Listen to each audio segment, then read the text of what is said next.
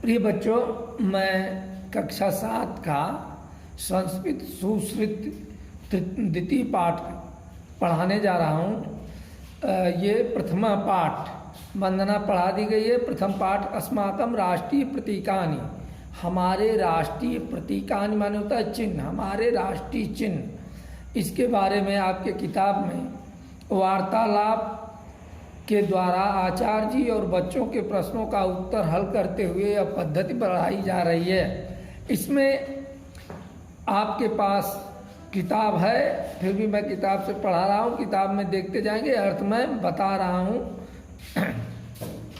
सर्वेषु राष्ट्रेषु राष्ट्रीय वैशिष्ट्यम युक्तानि वस्तुनि प्रतीक रूपेण स्वीक्रियन्ते, सभी राष्ट्रों में राष्ट्र की विशेषता से युक्त वस्तुओं को प्रतीक के रूप में स्वीकार किया जाता है।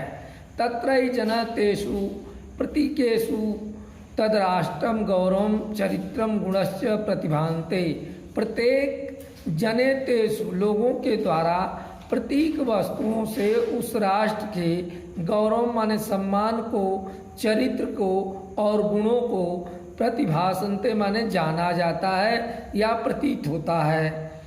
तान्यमेव राष्ट्रीय प्रतीकानि निगन्ते, इसी कारण उनको हम राष्ट्रीय प्रतीकानि माने चिन्ह के रूप में निगन्ते माने जानते हैं। अस्माकं राष्ट्रे भारते अपि, हमारे राष्ट्र में भारत भी कतिपयानि प्रतीकानि, कई प्रतीक स्वीकृतानि माने स्वीकार किए गए हैं, संति माने हैं। तन्य अस्माकं चरितं संस्कृत महत्वं च व्यंजयत, वे हमारे संस्कृत के महत्व को व्यक्त करते हैं या बताते हैं। आचार्य, तब तक एक बालक उठ करके पूछता है, आचार्य रमेश किम तुम जानसी अस्माकं राष्ट्रध्वजम कथम अस्ति। आचार्य जी कहते हैं, रमेश तुम जानसी, तुम जानते हो, अस्माकं माने हमारे राष्ट्रध्वज कथम अस्ति, कैसा है। रमेश उत्तर देता है, अस्माकं राष्ट्रध्वज त्रिवर्ण अस्ति, हमारा राष्ट्रीय ध्वज त्रिवर्ण 3 रंग का है। आचार्य शोभनम उपविशत, बहुत सुंदर, बैठ जाओ। अस्माकं राष्ट्रध्वज त्रिविवर्णै संयुक्त, 3 रंगों से युक्त संयुक्त रूप से बना है। ध्वजे प्रथमा पट्टिका, ध्वज के प्रथम पट्टिका में ऊर्ध्व भागे ऊंचाई के तरफ या प्रथम रूप में ऊपर की तरफ स्थित गैरिक माने होता है केसरिया वर्ण, केसरिया वर्ण का पट्टी है। त्यागस्य शौर्यस्य च बोधक अस्ति, वह त्याग वीरता का बोधक है। अस्ति ध्वज से मध्यो भागे, ध्वज के बीच वाले भाग में श्वेत वर्णाः, श्वेत रंग के, श्वेत वर्ण की पट्टी है। श्वेत रंग की पट्टी से हमें यह संदेश मिलता है कि यह ज्ञान, सौहार्द और गुणों का द्योतक है, प्रतीक है। अस्त माने है। ध्वजस्य अधोभागे, ध्वज के सबसे नीचे भाग में हरित वर्णतात्मकम, हरे रंग की पट्टी है। सुख समृद्धि विकासा नाम सूचक, यह हरे रंग की जो पट्टी है वह सुख और समृद्धि संपन्नता के विकास का सूचक है। मोहन, एक छात्र मोहन है, वो गुरु से फिर पूछता है, गुरु श्वेत वर्णस्य मध्यो अवस्थित अशोक चक्रम कस्य प्रतीकम अस्ति। गुरु श्वेत वर्ण के बीच में अवस्थित माने स्थित अशोक चक्र है। कस्य प्रतीकम अस्ति, वह किस चीज का प्रतीक माना जाता है। आचार्य जी बताते हैं, ध्वज से मध्य भागे अवस्थित अशोक चक्र, ध्वज के बीच वाले भाग में स्थित अशोक चक्र धर्मस्य, धर्म का, सत्यस्य, सत्य का, अहिंसास्य, अहिंसा का प्रतीक है। यह जो चक्र है अशोक चक्र, यह धर्म, सत्य और अहिंसा के प्रतीक या चिन्ह के रूप में है। चक्रे चतुर्विंशति, चक्र के बीच में चतुर माने होता है चतुर्विंशत, 20 और 4 24 सलाका माने तीलियां हैं। 24 तीली हैं, जैसे साइकिल के बीच में आप देखते हैं तीली है, उसी तरह से श्वेत में आपको दिखाई भी दे रहा होगा और झंडे में आपने ध्यान दिया है, ऐसी तिल्लियां पाई जाती हैं। तो ये शलाका किस चीज़ के प्रतीक के रूप में ये बताया जाएगा, पृथ्वी एकत्र, पृथ्वी पर एकत्र, संबद्धा, संबद्धा माने जुड़े हुए, भारत की भाषा, धर्म, जात, वर्ण, लिंग भेदेषु सतसिपि भारत एकम राष्ट्रमितम द्योति। भारत में भाषा है, धर्म है, जाति है, वर्ण है, लिंग है, अनेक भेदेषु और अनेक प्रकार के हैं। 87 भारत एकम राष्ट्रमितम द्योति, फिर भी भारत एक है। इसमें अनेकता है और अनेकता में भी भारत की एकता दिखाई देती है। इस चक्र से यही प्रतीत होता है और उसके तिल्लियों से।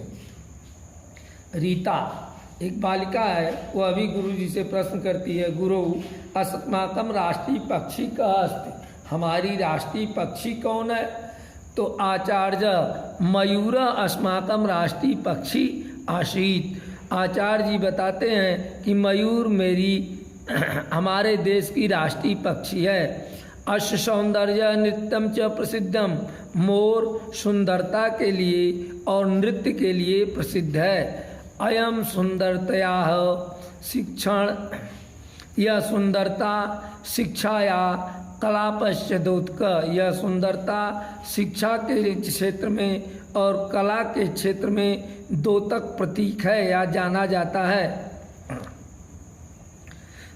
और मयूर की विशेषता यह भी होती है, सर्प भक्षणम अस्य, मयूर सर्प खाता है। अस्त जन्मजाता गुण अस्ति, मयूर का सर्प खाना, विष का भक्षण करना है उसका जन्मजात गुण है। विष कारक कारणानाम, विष के कारक का कारण, उपद्रव कारणवानाम, उपद्रव से जोड़ा जाता है। तत्वानाम विनाशः भवति थी, और इस विषों का तत्व का वह विनाश कर दिया जाता है मयूर के द्वारा। सर्प अस्य मानवाकृते शुभ संदेश, इस प्रकार से उसके द्वारा मानव को यह शुभ संदेश दिया जाता है कि हम भी इस तरह से देश में होने वाले उपद्रव, अखंडित करने वाले अखंडित भारत को खंडित करने वाले लोगों को हम साथ ऐसा ही करें। रमेश गुरुदेव अस्माकम राष्ट्रीय पशु का आशीत, हे गुरुदेव ये हमारी राष्ट्रीय पशु का आशीत। एतद विषय अब किंचित ज्ञानम दत्तात्, इस विषय में भी, अत्यंत विषय इस विषय में भी, अपिमाने भी, किंचित ज्ञानम ददात, कुछ ज्ञान हमको दीजिए या बताइए। आचार्य भवतः प्रश्नम उत्तरम उपविशति, भवतः आपका प्रश्न उत्तमः बहुत अच्छा है, उपविशत बैठ जाओ। पूरा भारतस्य, प्राचीन काल में भारत की राष्ट्रीय पशु सिंह एवं आसीत, सिंह था, आसीत माने था। संप्रत वर्तमान समय में खलु निश्चय ही व्याघ्रम राष्ट्रीय पशु इति स्वीकृत, बाघ को राष्ट्रीय पशु के नाम से स्वीकार किया गया, विद्यते जाना जाता है।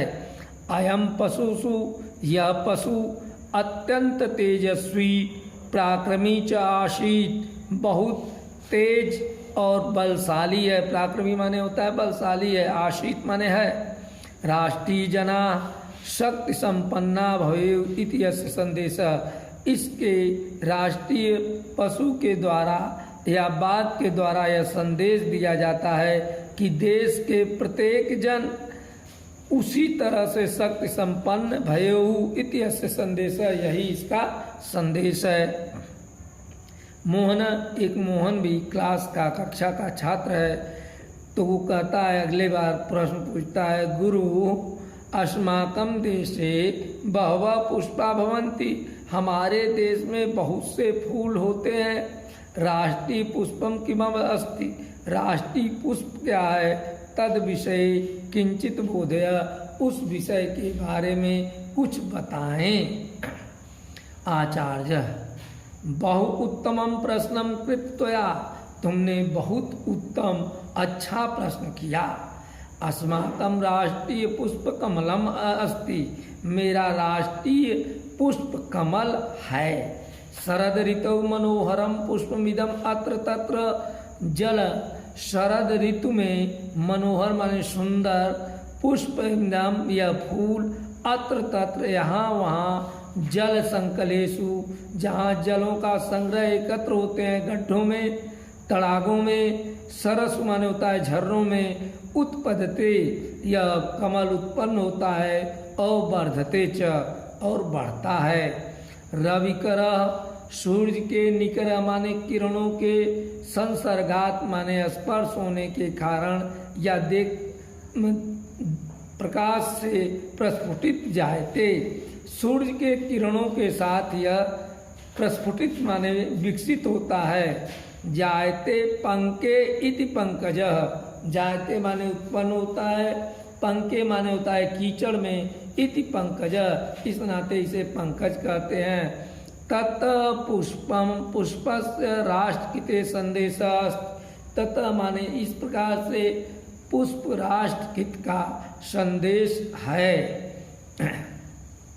पुष्प का राष्ट्रकृते संदेशः अस्ति, पुष्प का राष्ट्र के लिए संदेश है। यदि कोयपि जना, किसी जना के द्वारा, कस्मिंश्चित् कुले, कस्मिंश्चित् माने किसी भी, कुले माने परिवार या खानदान में, जाता माने उत्पन्न होता है, तो सौविध्यम अवसर को पाक, सौविध्यम इसी प्रकार से उपयुक्त अवसर को पाकर, च लब्धा वर्धयतिम क्षमा वह बढ़ने में सक्षम हो सकता है।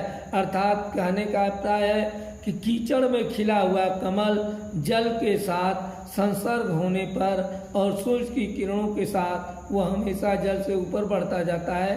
तो कोई भी व्यक्ति किसी कुल परिवार खानदान में जन्म लिया हो, अगर उसे अवसर और संसाधन मिलता है तो कमल की तरह वह खिलना और बढ़ना सीखे। अब यह पाठ समाप्त हुआ। इसका अर्थ के बाद आपको मैं प्रश्न उत्तर बता देता हूँ।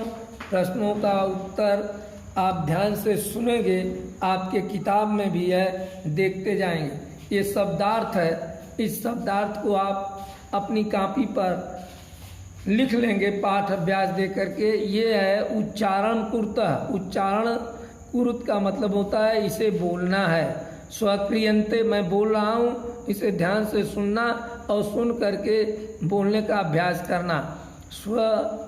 स्वीक्रियन्ते, फिर है सत्य अहिंसयाः, सत्यस्य अहिंसयाः, शौर्यस्य राष्ट्रवैशिष्ट्यस्य युक्तानि वर्णात्मकः चरित्रं व्यञ्जयन्ति सौहार्द जलसंगकुलेषु प्रस्फुटित प्रतिभासन्ते स्वीकृतानि, यहाँ स्वीकृत्यन्ते, यहाँ स्वीकृतानि है। सत्यस्वपि निगन्ते उत्पद्यते। इनका अर्थ मैं आया है, बीच में बताया हूँ, अर्थ आप सुनेंगे तो उसमें आपको मिल जाएगा। ये शब्दार्थ है। अब है एक पदेन उत्तरतम, एक पद में उत्तर देना है। अस्माकम राष्ट्रीय पुष्पम किमस्त, तो लिख देंगे कमलम, कमलम। मयूर अस्माकम का अस्ति, तो लिख देंगे राष्ट्रीय पक्षी। सुख समृद्धि विकासा नाम सूचक का अस्ति, तो इसमें लिख देंगे हरित पट्टिका। पंकज कुत्र जायते, पंकज पंक, यह पंक ज हटा देंगे तो हो जाएगा पंक, पंकज पंक जायते। ये पीछे किताब में भी दिया है, देख लेंगे। अब ये पूर्ण उत्तर देना है पूरे वाक्य में। मयूरस्य राष्ट्रकिते किम संदेशम अस्ति, तो ये आपकी किताब में लिखा हुआ है कि इसके द्वारा सर्प खाया जाता है, लेकिन यहाँ सर्प खाया जाता है तो आप हिंदी में न कर करके इसे संस्कृत में ही बोलेंगे। ये विष वहीं लिख देंगे विष कारणम उपद्रवम। अब उत्तर हो जाएगा आपका मयूरस्य राष्ट्रकिते किम संदेशम उपद्रवम विष पारणम उपद्रवम संदेशम अस्ति। राष्ट्रीय पशुपुत्र निवसत वने, जंगले, राष्ट्र ध्वजे गैरिका वर्ण कस्यदोत्क आशीत। राष्ट्र ध्वज में गैरिक माने केसरिया वर्ण किस चीज़ का दोतक है, तो यहाँ दिया गया है कि आप इसमें देख लीजिए कि त्यागस्य शौर्यस्य, त्यागस्य ये देखिए है त्यागस्य शौर्यस्य, तो इसी को यहाँ ले आकर के लिख देंगे कि राष्ट्र ध्वजे गैरिका वर्ण त्यागस्य सौंदर्यस्य दोतक अस्ति। राष्ट्र ध्वजे अशोक चक्रे कृतिशलाका सन्ति, तो यहाँ चतुर्विंशति ये शब्द आप देखेंगे तो आपको मिल जाएगा। ये है चक्रे चतुर्विंशति, शलाका उसमें दिया गया, बस यही 2 शब्द भर देंगे तो आपका उत्तर हो जाएगा। तो ये पूर्ण वाक्य में उत्तर हो गया। अब यह रवि निकर संगति कमलम हो जाएगा, कमलम प्रस्फुटति। भारत देशस्य राष्ट्रीय पशु व्याघ्र, कोष्ठ में सिंह भी लिख देंगे। मयूरस्य भोजनम सर्पः अस्ति। राष्ट्र ध्वजस वर्णे ज्ञानम सौहार्द गुणानाम दोत्कम, तो यहाँ लिख देंगे श्वेत वर्ण, श्वेत वर्ण, केवल श्वेत शब्द पढ़ देंगे, वर्ण ज्ञान सौहार्द ये सब रहेगा ही। अधोलिख शब्दायाम प्रथम पद्धति लिखतम, पंकज का पर्यायवाची आपको लिखना है, तो पंकज का पर्यायवाची हो जाएगा कमल, जलज, तोयज, अम्बुज। वृक्ष का है तो पेड़ हो जाएगा खग, पक्षी, रवि, दिनकर, पुष्पम, कुष्पम, सुमनम। अधोलिख पदानाम विलोम पदानि लिखेत, वर्धयतुम, इसके आगे लिख दोगे न वर्धयतुम, उपविशति, बैठ जाओ, तो इसका विलोम होगा तिष्ठति, खड़े हो जाओ, तिष्ठत माने खड़े हो जाओ, उपविशत माने बैठ जाओ, तिष्ठत माने भी बैठ जाओ होता है। ज्ञानम, अज्ञानम, शुभम, अशुभम, ददात, अददात, जन्म, मृत्यु। अब अधोलित अवलंबस वाक्य नाम रचना कुर्ता, आप इसमें देखेंगे तो यह वाक्य मिल जाएगा जैसे शरद ऋतु शोभनम अस्त, शरद ऋतु सुंदर होती है। अस्माकम देश शोभन अस्ति, हमारा देश सुंदर है। मयूर राष्ट्रीय पक्षी अस्त, मयूर राष्ट्रीय पक्षी है। अध न, अध माने होता है नीचे, अध हरित पट्टिका अस्ति, नीचे तिरंगा, अध हरित पट्टिका अस्ति, तो नीचे राष्ट्रीय झंडे में हरी पट्टी है। भारत से राष्ट्रीय पक्षी कपोता अस्ति, यह वाक्य गलत है, यहाँ आप असत्यम लिख देंगे। राष्ट्र ध्वजस्य अपमानम न करणीयम, सही बात है, कभी भी अपने राष्ट्र ध्वज का अपमान नहीं करना चाहिए, यहाँ लिख देंगे सत्यम। श्वेत वर्ण पराजित प्रतीक, यह गलत है, श्वेत वर्ण पराजित का हारने का नहीं प्रतीक है, यह सत्य और ज्ञान का प्रतीक है, तो ये वाक्य भी असत्यम लिख दिया जाएगा। और समृद्धियो प्रतीक हरित वर्ण अस्ति, यह वाक्य के सामने आप सत्यम लिख देंगे। इस तरह से इस पाठ का अभ्यास और प्रश्न दोनों समाप्त हो गया या पूर्ण को प्राप्त हुआ। इस प्रकार से हमें इम्तहान में 2 तरह की स्थितियां हो सकती हैं, इसमें से किसी भी राष्ट्रीय चिन्ह के बारे में पूछा जा सकता है, तो राष्ट्रीय चिन्ह आपके सामने आया, सबसे पहले आपकी किताब में वर्णन किया गया है राष्ट्रध्वज का, दूसरे नंबर पर आपके किताब में मयूर का वर्णन किया गया है, तीसरे नंबर पर बाघ का वर्णन किया गया और चौथे नंबर पर पुष्प का। तो इस तरह से आपके 4 राष्ट्रीय प्रतीक चिन्ह हैं। और इनके अलावा ये जो आपको दिए गए हैं शब्दार्थ, ये शब्दार्थ तो है ही, और इसके अलावा देखिए 8वां प्रश्न है कि अधोलिखित पदानाम कारक विभक्ति वचनम लिखतम। अब आपके किताब में अस्माकम शब्द जो है यह रूप अस्मद का देखेंगे तो द्वितीया, अहम, अवाम, वयम, ये तृतीया में जाकर के आपको मिलेगा। तड़ागेशु, तालाबों में सप्तमी विभक्ति है, एक वचन है। जनई पंचमी विभक्ति है, एक वचन है। प्रतीकानि ये षष्ठी का बहुवचन है। संसर्गात बालकात ये चतुर्थी का एक वचन है। इस प्रकार से अब ये शिक्षण संकेत है। इस पर राष्ट्रीय प्रतीकानि विषय चर्चा करें। आप घर में, विद्यालय में तो अभी है नहीं, इस नाते घर में राष्ट्रीय प्रतीक के बारे में जो आपके घर में लोग हैं उनसे बताएंगे और उनसे जानेंगे। राष्ट्र प्रतीक का नाम चित्र संग्रह कृत्वा उत्तर पुस्तिकाम कक्षायाम स्थापना। तो इनका चित्र बनाइए। अब संग्रह करने के बजाय आप किताबों में चित्र बना करके कॉपी में चित्र बना लेंगे राष्ट्र प्रतीक का, जैसे ध्वज है, मोर है, चिता है, पुष्प है। अब यहाँ पर कुछ चीज़ें आपको बताई जा रही हैं, यह जानना चाहिए। बट वृक्ष, इसको अमरताया, ये अमर रहने वाला हमेशा है। आम्र फलम, ये आम का फल जो है जलवायु को विविधताया परिवर्तित करता है। गज राष्ट्रीय न्यासस्य, गज राष्ट्रीय न्यासस्य है। राष्ट्रगानम एक जनस्य एक मनस्य, एक देश के लिए एक जन और एक मन है।